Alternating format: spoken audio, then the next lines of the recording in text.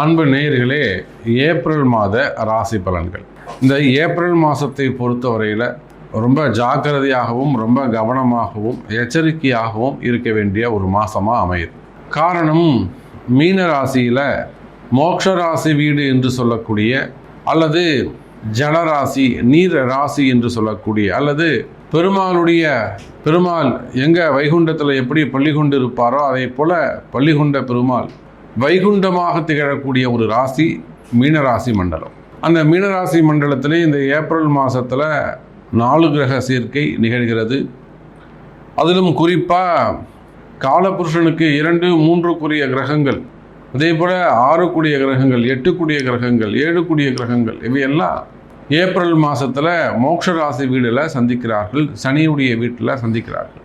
அப்போ மீனராசியிலே ராகு சுக்கிரன், ராகு புதன், ராகு சூரியன், அதே போல் கும்பராசியிலே செவ்வாய் பகவானும் சனி பகவானும் இணைவு. தனித்த குருவாக மேஷராசியிலே குரு பகவான் அமைந்திருக்கிறார். அதே போல் கன்னி ராசியிலே கேது பகவான் இணைந்திருக்கிறார். அப்போது ஒரு 4 கிரக சேர்க்கை அல்லது பாவகிரக சேர்க்கை இதெல்லாம் இந்த ஏப்ரல் மாதத்தில் நிகழ்கிறது. மிகுந்த எச்சரிக்கையோடு செலவீனங்கள் அதிகரிக்கக்கூடிய மாதமாக அமையும். பொதுவாக தேவையில்லாத சண்டை சச்சரவுகள், தேவையில்லாத ஒரு மனக்குழப்பங்கள் இவையெல்லாம் திடீர்னு ஏற்படுவதற்கு வாய்ப்புகள் உண்டு. ஒரு சிலருக்கு திடீர் அதிர்ஷ்டங்கள் ஏற்படும், ஒரு சிலருக்கு பார்த்திங்கன்னா திடீர் மனக்குழப்பங்கள் ஏற்படும், ஒரு சிலருக்கு திடீர்னு பார்த்திங்கன்னா ஆரோக்கியம் சம்பந்தப்பட்ட பிரச்சனைகள் வரும்.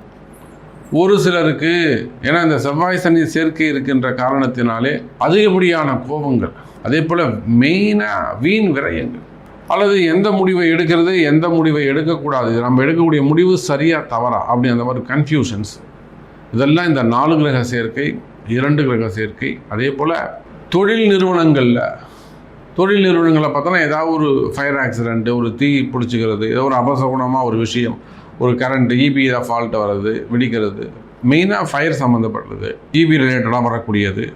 அப்படின்னா ஒரு பெரிய எக்ஸ்பென்சஸ், ஒரு மிஷின் டக்குன்னு வெடிச்சிடுறது, அது ஃபேக்ட்ரி சம்மந்தப்பட்ட அட்மின் சம்மந்தப்பட்ட இடங்களில் சில ப்ராப்ளங்கள். அதே போல் வீடுன்னு எடுத்துட்டிங்கன்னா வீட்டுக்குள்ளே ஏதாவது ஒரு பாம்பு வருது, வீட்டுக்குள்ளே வேறு ஏதாவது விஷஜந்துக்கள், தவளைகள், அந்த மாதிரி ஏதாவது விஷஜந்துக்கள் வருது, இதெல்லாம் அறிகுறிகளாக அமையப் போகிறது. அப்போ ஒவ்வொரு ராசிக்கும் இந்த ஏப்ரல் மாதம் எப்படி இருக்க போகுது, என்னென்ன மாதிரியான நிகழ்வுகள்லாம் நடக்க போகுது, உங்களுக்கு ஒவ்வொரு ராசிக்கும் உங்கள் ராசிக்கு என்ன நடக்கும் அப்படிங்கிறத முழு விபரத்தோடு நம்ம பார்க்கலாம். வாருங்கள். அன்பார்ந்த சிம்ம ராசி அன்பர்களே, சிம்ம ராசி அன்பர்களே, இந்த மாதம் அதி அற்புதமான மாதம். அதுவும் குறிப்பாக சிம்ம ராசிக்கு நல்ல யோகமான ஒரு மாதமாக அமைய போகுது. காரணம் என்னன்னு கேட்டிங்கனாக்கா, சுகாதிபதி சுகஸ்தானம் என்று சொல்லக்கூடிய 4ஆம் வீடு, சிம்ம ராசிக்கு 4வது வீடு சுகஸ்தானம், செவ்வாயுடைய வீடு விருச்சகம். அப்போ பொதுவாக செவ்வாய் சூரியன் பகை கிரகங்கள், வீடும் ஒன்றுக்கு ஒன்று பகை வீடுகள். ஆனால் இந்த ஸ்தான அளவிலே பார்க்கின்ற பொழுது செவ்வாயுடைய வீடு ரொம்ப சுகஸ்தானம்.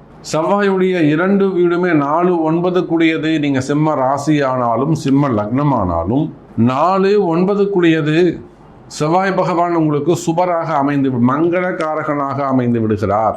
அப்பேற்பட்ட மங்களகாரகன் பாக்யாதிபதி உங்கள் ராசியை பார்க்கிறார். அப்போ நீண்ட நெடுங்காலமாக நடக்காத விஷயங்கள் எல்லாம் இந்த மாதம் ஏப்ரல் மாதம் உங்களுக்கு நடக்க போகுது. சிம்ம ராசி என்பர்களே, நான் 4 வாட்டி எலெக்ஷன் நின்றுட்டேன் சாமி, 4 வாட்டியும் தோற்று போயிட்டேன். இந்த வாட்டி நீங்கள் ஜெயிக்கிறதுக்கான வாய்ப்புகள் உண்டு. அதுக்கான அதிர்ஷ்ட தேவதையை கையில் எடுங்க, உங்களுக்கான அதிர்ஷ்ட தேவதையை கையில் பிடிங்க, இந்த கட்டியமாக பிடிங்க, நல்லா வேண்டுங்க. அதை சொல்லுவது தான் உங்கள் பிறப்பு ஜாதகம். அப்போது சிம்ம ராசி என்பர்களே, 4 சுகஸ்தானம், 9 பாக்யஸ்தானம். இந்த 4, 9 செவ்வாய் உங்கள் ராசிக்கு 7வது வீட்டில் சனி கர்மகாரகன் 7வது வீட்டில் உட்கார்ந்து, ஆனால் அந்த சனிக்கு குருவுடைய தொடர்பு இருக்குது. அப்போது அந்த சனியோடு சேர்ந்து செவ்வாய் பகவான் சிம்ம ராசியை பார்க்கின்ற காரணம் அரசியல் பலம் கூடும். அரசியலில் உங்களுக்கான பவர், உங்களுக்கான ஒரு இறையாற்றல், ஒரு சக்தி அதிகரிக்க வாய்ப்புகள் உண்டு. சிம்ம ராசி நேயர்களே. பேர் புகழ் அதிகரிக்கும், வெளியில் ஊரில் சொசைட்டியில் ஒரு நேம் கிரியேட் ஆகும், ஒரு இமேஜ் உயரும். அப்போது 4-9 செவ்வாய் பகவானும் 2-11 புதன் பகவானும் உங்களுக்கு ஃபேவரபுளாக இருக்கிறார்கள். அதே போல் உங்கள் ராசிக்கு 2ஆம் அதிபதி புதன் ரொம்ப சப்போர்ட்டாக இருக்கார் உங்களுக்கு. இந்த மாதம் 15 தேதிக்கு மேலே 5ஆம் பாவத்துக்கு வந்துடுறார், 9ஆம் பாவத்துக்கு வந்துடுறார். குரு புதன் தொடர்பு 2-11 புதன் உங்களுக்கு ரொம்ப முக்கியமான இடத்துல உட்காந்துருக்கிறாரு, குருவோட இணைகிறார். நீங்கள் அவர் ராகுவோட இருந்தாலும் கவலைப்படாதீங்க. இன்னும் உங்களுக்கு நீங்கள் அடித்து வாங்கிறதுக்கான வாய்ப்புகள், வெற்றியை அடித்து வாங்கிறதுக்கான வாய்ப்புகள் உண்டு. தட்டி பறிக்க மாட்டீங்க, உரிமையாக கேட்பீங்க. நான் இத்தனை நாளாக இருக்கேன், ஏன் எனக்கு தரல, நீங்கள் எனக்கு கொடுங்க, நான் ஜெயிச்சு காட்டுறேன். அப்போ நீங்கள் எந்த இடத்தில் இருந்தாலும் இதை ஏதோ அரசியலுக்கு சொல்கிறேன்னு நீங்கள் எடுத்துக்கக்கூடாது. நீங்கள் எந்த ஸ்டேஜில் இருக்கிறீங்களோ, எந்த நிலையில் இருக்கிறீங்களோ, அங்கே நீங்கள் உங்களை வச்சு மேட்ச் பண்ணி பார்க்கணும். புரியுதா? அப்போது சிம்ம ராசி என்பர்களே, நீங்கள் அரசியலில் இருக்கலாம், வேலை செய்பவராக இருக்கலாம், ஒரு இடத்துல ஒரு கம்பெனியில் ஒர்க் பண்ணுறக்கூடியவங்களாக இருக்கலாம், ஒரு இடத்துல தொழில் செய்யக்கூடியவங்களாக இருக்கலாம். அப்போ உங்களுக்கான முன்னேற்றத்திற்கான ஒரு மாதமாக இந்த மாதம் அமைகிறது. நான் ஜெயிப்பேன், என்னால் ஜெயிக்க முடியும், இது என்னுடைய உரிமை, நான் இதை விட்டு கொடுக்க மாட்டேன், நான் தான் இதை செய்வேன் அப்படிங்கிற வகையில் ஜெயிக்கக்கூடிய ஒரு மாதமாக இந்த மாதம் அமைகிறது. இதை நீங்கள் மிஸ் பண்ணிடாதீங்க சிம்மராசி அன்பர்களே. ஓர் அரிய வாய்ப்பு, ஓர் மிகப்பெரிய அரிய வாய்ப்பு உங்களுக்காக காத்திருக்கிறது சிம்ம ராசி அன்பர்களே. அப்போ சுகஸ்தானம் நல்லா இருக்குது, பாக்கியஸ்தானங்கள் நல்லா இருக்குது, தனஸ்தானம் நல்லா இருக்குது, லாபஸ்தானங்கள் ப்ராஃபிட் அதுவும் நல்லா இருக்குது. அப்போ வருமானம் எப்படி இருக்கும்? நிச்சயமாக சிம்ம ராசி என்பவர்களை நீங்கள் எந்த தொழில் செய்பவராக இருந்தாலும் சரிதான். நீங்கள் ஒரு பெரிய பிஸ்னஸ் மேனாக இருக்கலாம், ஒரு ஓன் பிஸ்னஸ் செய்யக்கூடியவங்களாக இருக்கலாம், ஒரு பெரிய ஃபேக்ட்ரி வச்சு ரன் பண்ணக்கூடியவங்களாக இருக்கலாம், மல்டி பிஸ்னஸ் பண்ணக்கூடியவங்க, நிறைய மல்டி லெவலில் நிறைய பிஸ்னஸ் பண்ணுங்க, நிறைய பிரான்ச்சஸ் வச்சு ஒவ்வொரு விதமான தொழில் செய்யக்கூடியவங்க, கார்ப்பரேட் நிறுவனங்களாக இருக்கலாம், அல்லது ஒரு ஹாஸ்பிட்டல்ஸ் வச்சு நடத்த ஒரு டாக்டராக இருக்கலாம், ஹாஸ்பிட்டலாக வச்சு இருக்கலாம், நிர்வாகம் பண்ணலாம், சினிமா துறையாக இருக்கலாம், திரையரங்காக இருக்கலாம், திருமண மண்டபமாக இருக்கலாம், விவசாயிகள் மெயினாக மில்லுங்க வச்சு நடத்தக்கூடியவங்க, rice mill, cotton mill, oil mill, பெரிய பெரிய மில்லுங்க வச்சு நடத்தக்கூடியவர்கள், கால்நடை பண்ணைகள், ஆடு பண்ணை, கோழி பண்ணை, முட்டை பண்ணை, மாட்டு பண்ணை வரை கால்நடை பண்ணைகள், விவசாயம் சார்ந்த தொழில் செய்யக்கூடியவர்கள், விவசாயிகள், ஏற்றுமதி இறக்குமதி எக்ஸ்போர்ட் இம்போர்ட் பிஸ்னஸ் பண்ணக்கூடியவங்க, கார்மெண்ட்ஸு, டெக்ஸ்டைல்ஸு, லெதரு, ஃப்ளவரு அதெல்லாம் எக்ஸ்போர்ட் பண்ணக்கூடியவங்க, ஃப்ரூட்ஸு, அதே போல் பூஜை பொருட்கள். அப்போ விவசாயிகளாக இருக்கலாம், எக்ஸ்போர்ட் இம்போர்ட் கம்பெனியாக இருக்கலாம், அதே போல் ஸ்கூல் காலேஜஸ் இதெல்லாம் வச்சு நடத்தக்கூடியவங்களாக இருக்கலாம், ஆடிட்டர்ஸு, மெயினாக டெக்ஸ்டைல் பிஸ்னஸ் பண்ணக்கூடியவர்கள்.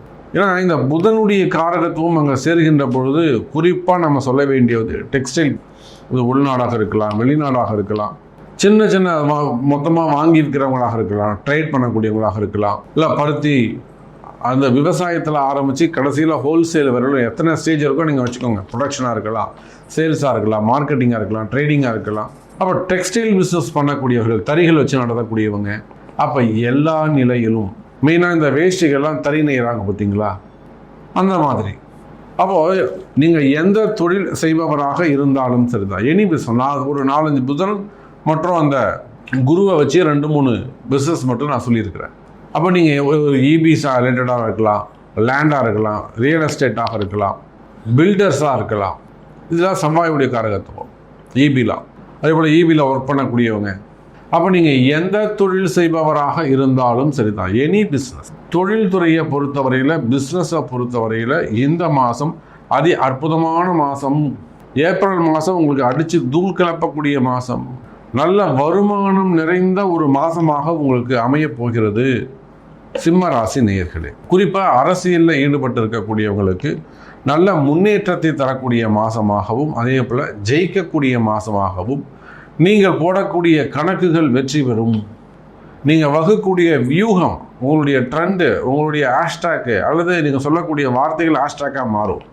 அதே போல் நீங்கள் எடுக்கக்கூடிய முயற்சிகள் அங்கே வெற்றி பெறும். உங்களுக்கு எதிரான சூழ்ச்சிகள் எல்லாம் அங்கே காணாமல் போகும். உங்களுடைய எதிரிகள் காணாமல் போகும், எதிரிகள் செய்யக்கூடிய சூழ்ச்சிகள் அங்கே காணாமல் போகும், அரசியல் காணாமல் போகும். அப்போ அரசியல் நண்பர்களுக்கும், சினிமா துறையை சார்ந்தவர்களுக்கும், அதே போல் மீடியா துறையில் இருக்கக்கூடியவங்க, பத்திரிகை அன்பர்கள், இவங்க எல்லாருமே கூட சிம்ம ராசியாக இருப்பார்களேயானால் இந்த மாதம் சிறப்பான மாதமாக அமையப் போகிறது. அதோடு மட்டுமல்ல, சிம்ம ராசி அன்பர்களே, உத்தியோகத்தை பொறுத்தவரை, வேலை வாய்ப்புகளை பொறுத்தவரையில் சிறப்பானதாகவே இருக்கும். நிறைய சிம்ம ராசி என்பவர்கள் சமீபத்தில் தான் வேலையை இழந்திருப்பார்கள். ஒரு 6 மாதமாக அது வேலை போயிட்டு, இல்லை ஒரு 3 மாதமாவது 2 மாதமாவது இப்போ தான் எனக்கு வேலை போச்சு. அதுபோல் வேலையை இழந்த சிம்ம ராசி அன்பர்களுக்கு மீண்டும் வேலை கிடைக்கிறதுக்கான வாய்ப்புகள் உண்டு. நல்ல வேலை வாய்ப்புகள் உருவாகும். புதிய வேலைகள் கிடைக்க வாய்ப்புகள் உண்டு. உள்நாடு, வெளிநாடு. நிறைய சிம்மராசி என்பவர்கள் வெளிநாடு போகிறதுக்கான வாய்ப்புகள் உண்டு. அதனால் நீங்கள் சேர நல்லா ஜம்முன்னு சாய்ந்துட்டு உட்காந்துற அளவுக்கு ஒரு சொகுசான வாழ்க்கையை வாழக்கூடிய வாய்ப்புகள் உங்களுக்கு உண்டு. உங்களை பாதுகாப்பதற்கு ஒருத்தர் யாராவது உங்களை காப்பாற்றுவார்.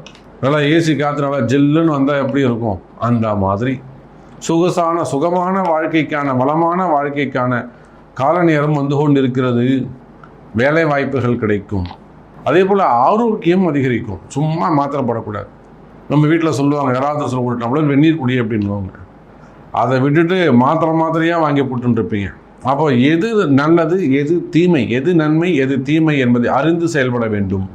எளிமையாக ஸ்மார்ட்டாக செய்ய வேண்டிய விஷயத்தை வேர்வை சிந்தி செலவு பண்ணி நம்ம செய்யக்கூடாது. அப்போ ஒரு சில விஷயங்கள் சிம்மராசி என்பவர்கள் புரிந்து கொள்ள வேண்டும். அப்போ அந்த புடிவாதம், நான் தான் அப்படிங்கிறது, அந்த புடிவாதத்தை தவிர்க்க வேண்டும். அப்போ வேலை வாய்ப்புகளை பொறுத்தவரையிலே வேலை செய்கிற இடத்துல உங்களுக்கு பிரச்சனைகள் இருக்கலாம்.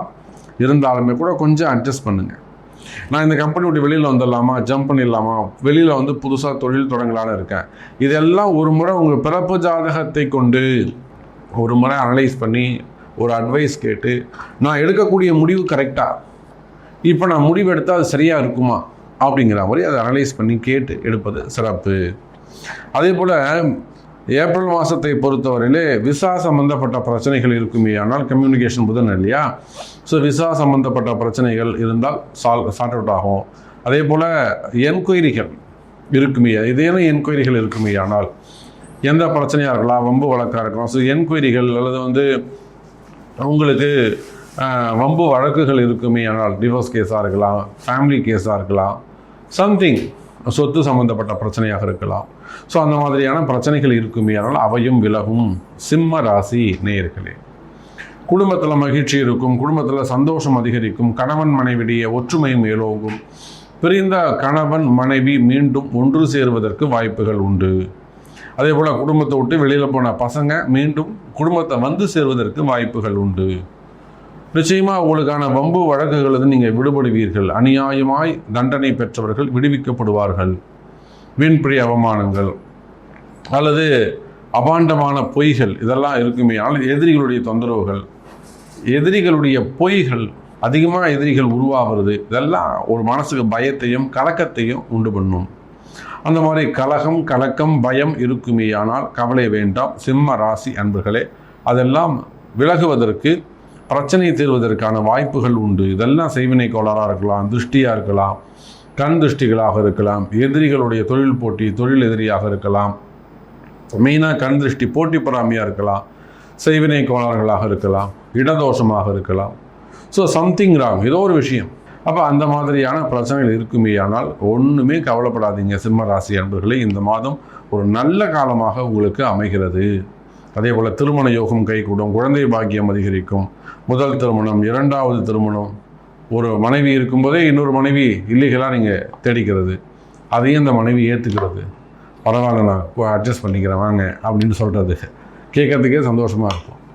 அப்போது அந்த மாதிரியான முதல் மனைவி, இரண்டாவது மனைவி பிரச்சனைகள், முதல் திருமணம், குடும்ப பிரச்சனைகள் இருக்குமே ஆனால் அவை எல்லாமும் உங்களுக்கு விலகுவதற்கு வாய்ப்புகள் உண்டு.